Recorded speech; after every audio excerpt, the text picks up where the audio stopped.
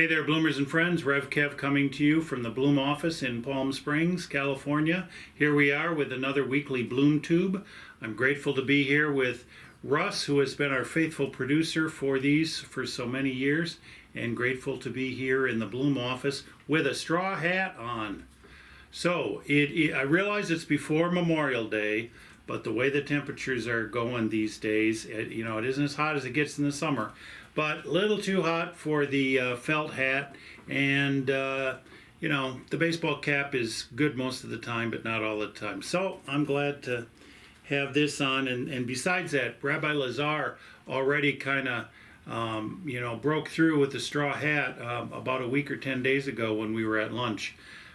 He already made the jump. So some of you may see our postings every once in a while when we get together. We say the hats are here, and so now it will be 2 straw hats starting for probably the foreseeable future, until much later in the year. So it's good to be here in Palm Springs. I also know that there's people elsewhere, especially people dear to us in the Midwest, who are still experiencing some tough winter weather, and just know that we're thinking of you, and and we are wishing you were here. So it's good to be with you. This is Wednesday. I'm doing this on Wednesday here. Wednesday's a busy evening at the Bloom office, and we prepare. We're working on the bulletin. Bill is working on the the draft version of the bulletin for Sunday. The remodeled room is set up and ready for choir rehearsal tonight, and then after that will be Bible Bites. We're reading the first book of Samuel, and on the 18th chapter. We're more than halfway through the first book, but let's always remember that the book of 1 Samuel and 2 Samuel actually was one book. It's just that it was too much to carry, so they divided it up into 1st and 2nd. Anyway, it's 1 Samuel chapter 18 we're starting on, and tonight I'm really pleased. Jeffrey Eldridge, who is basically co-leader with me, is going to present a little bit of an information and background on anointing. These are the kinds of things where topics come up while we are reading, and it's always nice when somebody can bring that sort of an addition. We really are, in the parlance, it's called peer-led, even though I do facilitate a lot, but we read Bible Bites. You're welcome to join us. You can join us on Zoom or in person, and we come here at 6:30 on Wednesday nights, every Wednesday night except when the second of the month, basically except when there's an open leadership meeting, and you can participate. We actually read the book and share with one another personal insights, and then every once in a while have some special special input going on.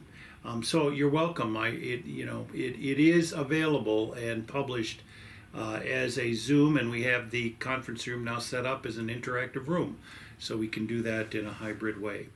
I just wanted to give you one more just a brand new first thing, heads up this year to think in terms of Holy Week coming up in less than a month. Just remember that Palm Sunday is on April 10th, and we will encourage folks, or suggest, I keep forgetting, but suggest that people wear palm frond prints, and you can, we can join like that, just like on Pentecost we wear red. That'll be kind of fun. Wear palm frond prints on Palm Sunday. And then after the worship time, we're going to come over here to the office and have a dedication for the remodeled space.